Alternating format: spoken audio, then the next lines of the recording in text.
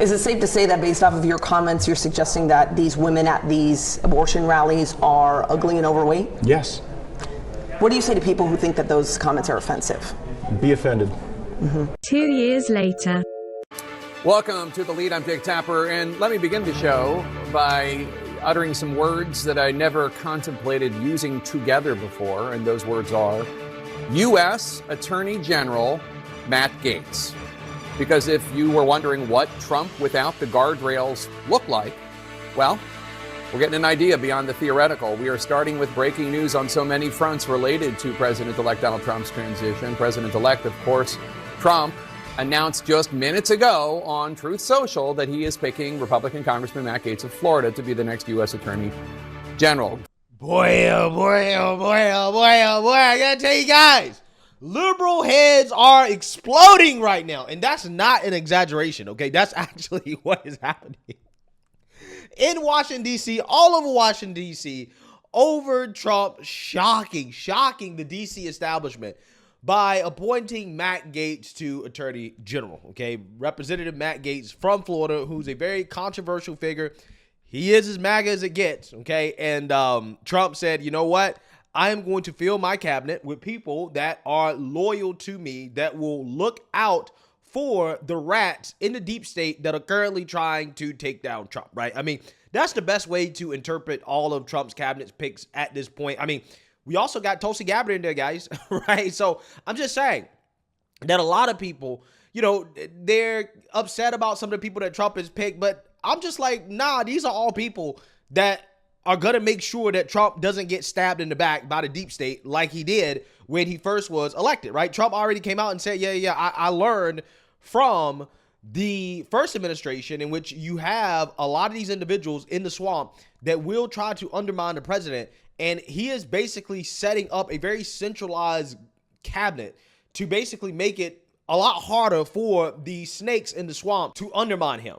And again, a lot of people are upset about some of Trump's picks, like, for example, Marco Rubio. But let me explain the Marco Rubio pick to you guys, right, for Secretary of State.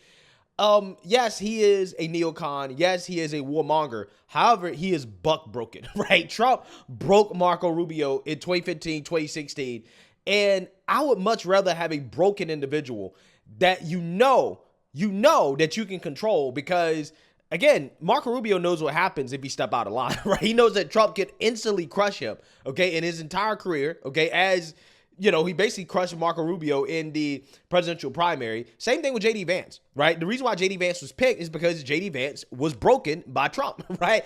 That's what happened, okay? He was very Trump deranged, but now he's on board because he was broken, okay?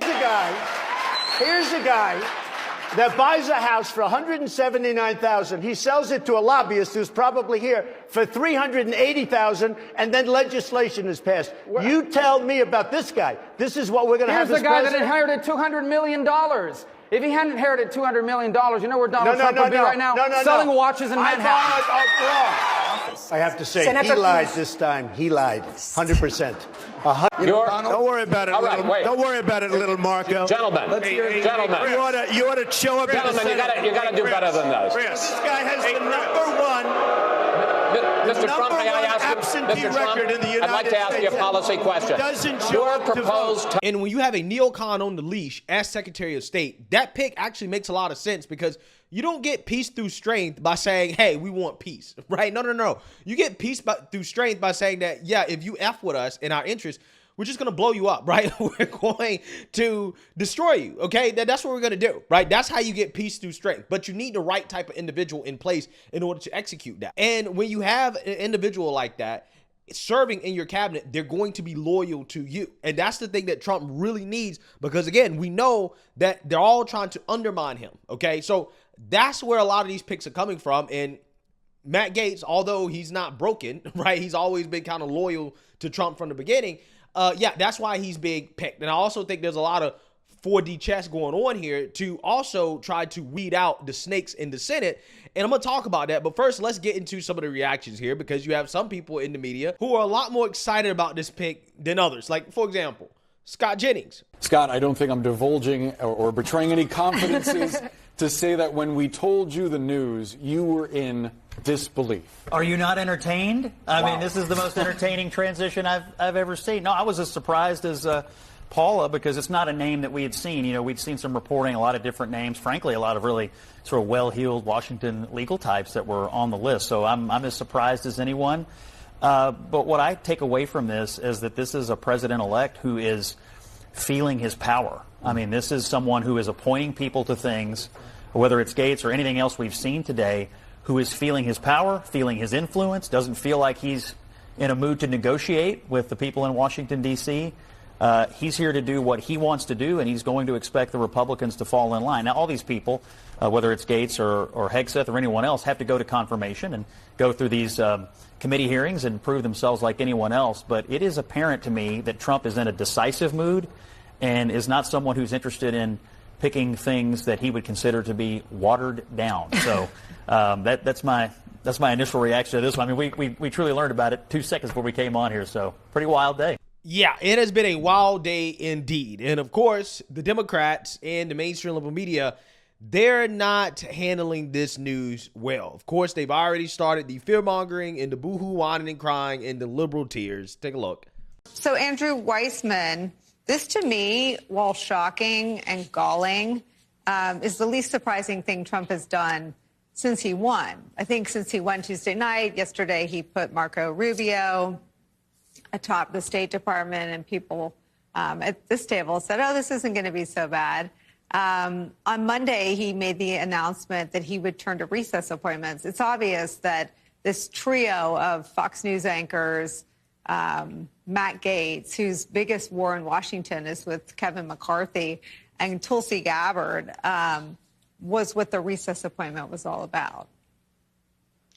Yeah, I sort of had two reactions to this announcement, and one is very similar to yours, which is we have in the president-elect somebody who is clearly not tethered to facts or law, and so we shouldn't be surprised that he has selected to nominate, yet to be confirmed, somebody for the Attorney General and somebody for the Department of National Intelligence that are not just unqualified, but have shown that they're untethered to the facts and maybe also the law. So that shouldn't be surprising. And the other is really this idea of that somehow Matt Gaetz is going to be the person who prevents and stops weaponization when he is the exhibit A to weaponization. I mean, we are in pure George Orwell 1984 land where, you know, they say black is white and we're supposed to believe it. Senator, the breaking news, the pick of Congressman Matt Gaetz to be the next U.S. Attorney General, your reaction? Well, I was walking off the Senate floor just moments ago when the news was announced. You could literally hear the jaws dropping to the floor of Republican senators who are now going to be in a position to stand up to Donald Trump in a way that they have been unwilling to. I mean, listen, Matt Gaetz is dangerously unqualified, but that's not the worst of it. Gaetz has been Trump's chief defender when it comes to Trump's assault on democracy, his attempt to overthrow the government on January 6th, and he has openly called for the abolition of law enforcement agencies if they don't get in line with conservative political priorities. This is going to be a red alert moment for American democracy. Matt Gaetz is being nominated for one reason and one reason only, because he will implement Donald Trump's transition of the Department of Justice from an agency that stands up for all of us to an agency that is simply an arm of the White House designed to persecute and prosecute Trump's political enemies. Yeah, so it's no surprise how the Democrats and the mainstream liberal media are reacting to this. But the most important reactions that we need to pay attention to are the reactions from the Republicans, not the Democrats and the mainstream liberal media, but the Republicans, because the Republicans are going to be key to confirming Matt Gaetz to his job as Attorney General. Action to Matt Gaetz as AG. Yeah, I don't know yet. I think about that one. Do you have any concerns about it? We'll see. And others spoke a little bit more at length, Jake, including Senator John Cornyn, who's also a senior member of the Senate Judiciary Committee, someone who ran for majority leader, fell short in that bid, said we'll have to do our job as a Senate, do our advise and consent function. Very noncommittal when I asked him if he would support him. And I also asked Senator Tom Tillis, another senior member of the Senate Judiciary Committee, and he said, Mr. Gaetz and I have jousted on certain issues between the House and the Senate. He said at the end of the day, it only comes down to whether you have the credentials and also the relationships. And of course, what Tillis was referring to was Gaetz' central role in pushing for the ouster of Kevin McCarthy back last year. That led to a whole back and forth. It made him very unpopular among the House Republican Conference and faced a barrage of criticism from Republicans in the Senate as well, who viewed the whole episode as showcasing how the House was dysfunctional and that how they could not govern and the like. And they pointedly blamed Gaetz for leading the charge against McCarthy. That, along with the questions about this ongoing House ethics investigation into alleged sexual misconduct. Gaetz has denied any wrongdoing, but I asked Cornyn about that too, Jake, and he said, I'm sure that will come up at the confirmation hearings. So that's one of the things that members want some answers to on that topic as well, Jake. Interesting decision by the senator to invoke sword fighting as a metaphor there regarding Matt Gaetz. Yeah. So that reaction there from Lindsey Graham tells you everything you need to know, right? There's definitely going to be a food fight over Matt Gaetz and Tulsi Gabbard as well, too, right? I mean, there are going to be some problems getting Tulsi in the Director of National Intelligence position and Matt Gaetz. There may be some problems with Pete Hegseth as well, too, to lead the Pentagon. A lot of these people that Trump is appointing, I think they're being appointed not just because Trump wants them in those positions, but because it's a test, right? It's a loyalty test of some of these Republican senators that claim they're on board with the America First agenda, right? That they're ready to help Trump implement his agenda as fast and as quickly and as efficiently as possible. Like, for example, new Senate Majority Leader John Thune, who is a puppet of Mitch McConnell, and there was a closed-door vote to make him Senate Majority Leader, despite the fact that a vast majority of the American people wanted Rick Scott. But again, the GOP senators are so cowardly that they decided that, hey, you know what, we're going to vote behind closed doors so nobody knows who we actually voted for. And then they'll come out here and tell you that they either voted for Rick Scott when they didn't, or that they're on board with Trump's agenda 100% when they're actually not, right? They're on board with Mitch McConnell's agenda, right? And they'll stand behind him in the establishment before they stand behind President Trump. And this confirmation process is going to be a very easy and entertaining way to weed out the snakes, okay? Because John Thune promised that, hey, I am going to get Trump's picks confirmed as quickly and as efficiently and as fast as possible, right? That's what he's going to do. So now it's going to be time to see whether or not he's going to do that, because we know that John Thune has a lot of influence over these guys, hence the closed door vote to make him the leader of the Senate, right? The leader of the GOP in the Senate. So he's going to have to whip up the votes, right? If he's actually on board with Trump's agenda, as he claims, he's going to have to show it during this Senate confirmation process. Again, this is going to be an easy way to see very quickly who's on board and who's not, okay? Also, another process in which we can see whether or not John Thune is on board as well, too, is whether or not he's willing to do recess appointments if he cannot get a majority of the GOP senators on board, okay? Because that also is allowed via the Constitution, is the president can appoint cabinet members while the Senate is in recess, okay? So if the Senate is in recess, the president can appoint cabinet members without having to go through the confirmation process, at least not initially, but eventually they will have to go through the process. It's just that they can get in there for a couple years without having to actually be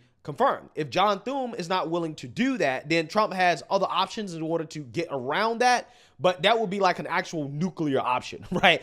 But again, it's going to be a loyalty test to see whether or not John Thune is loyal to Mitch McConnell or is he loyal to America First, right? Which one is he loyal to? We're going to find out very soon. We're going to find out very soon about a lot of these guys that, again, will give lip service to Trump, will give lip service to America First, but they will stab Trump in the back as soon as they get a chance. So we're going to see. And I think that's why Trump is doing this, especially with the Matt Gaetz pick. Also, it could be a way to not only just kind of weed out the snakes, but also to get somebody in there that you really want, okay? I'm not sure if Trump actually really wants Matt Gaetz, but again, there could be a lot of 5D chess going on here because they refuse to confirm Matt Gaetz.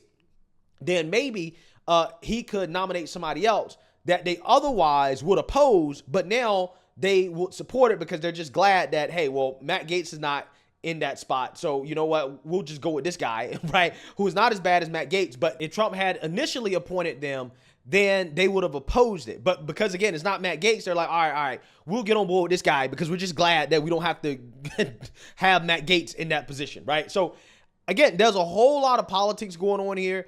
What is happening, guys, is that Trump is already trying to figure out who's on board and who's not, right? That, I think, is exactly what's going on here, right? We're going to find out quickly who's really about it and who's not really about it in Trump's second term.